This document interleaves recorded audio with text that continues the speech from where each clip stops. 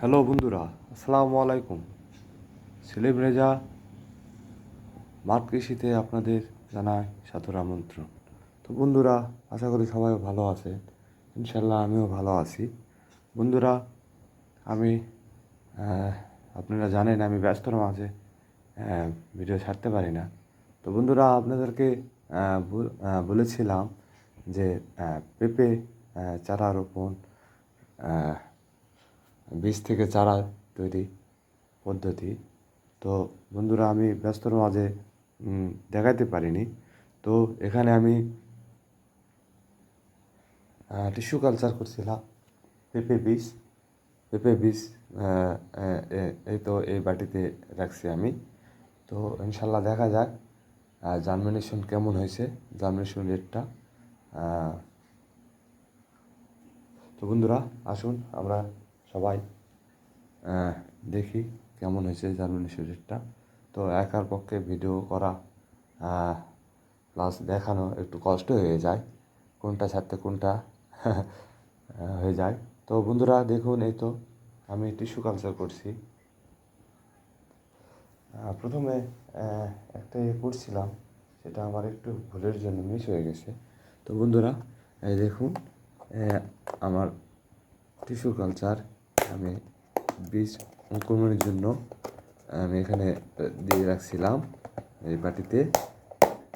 দেখুন বন্ধুরা, তো দেখা যাক জার্মিনেশন রেটটা কেমন।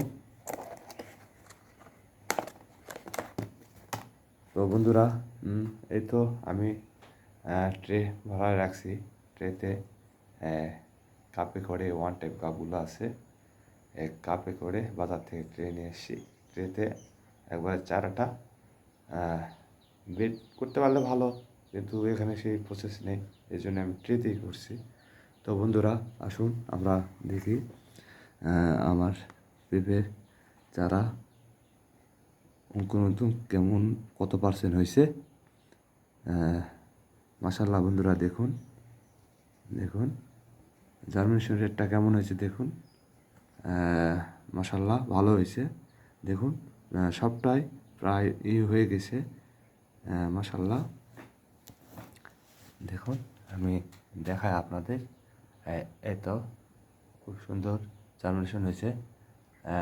99% জার্মিনেশন হয়েছে।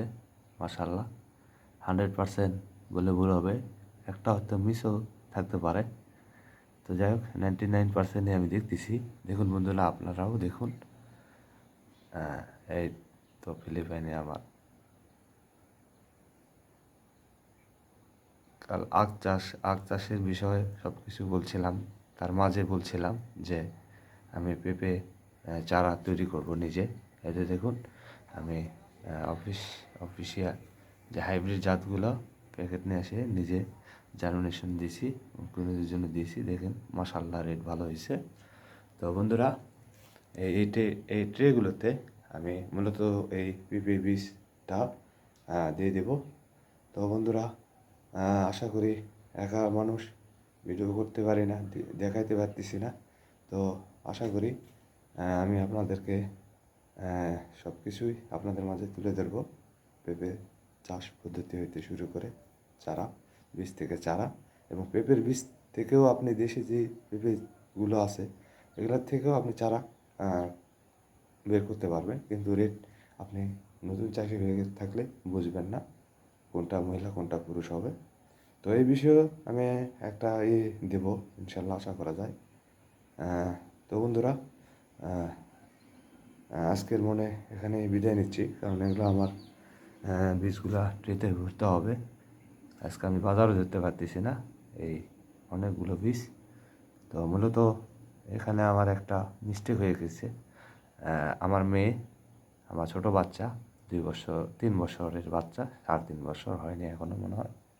যাই হোক, করছে কি, সেটা যখন আমি ভিজায় রাখছিলাম উলট পালট করছে। দেশি দেশি যেটা সেটা আর আমার হাইব্রিড যেটা, এটা মিক্সড করে ফেলছে। এই জন্য বীজের পরিমাণটা অনেক বেশি হয়ে গেছে। এই বীজটা হোক, সমস্যা নেই, যেহেতু এটা এক জাত, এটা এক জাত, ধরা যাবে সহজেই, সমস্যা নেই ইনশাল্লাহ। তো বন্ধুরা, আজকের মনে এখানে বিদায় নিচ্ছি। আশা করি নেক্সট পর্বে দেখাবো কীভাবে চারাগুলো বের হয়েছে সেই পর্যায়ে। ভালো থাকুন, সুস্থ থাকুন। আসসালামু আলাইকুম।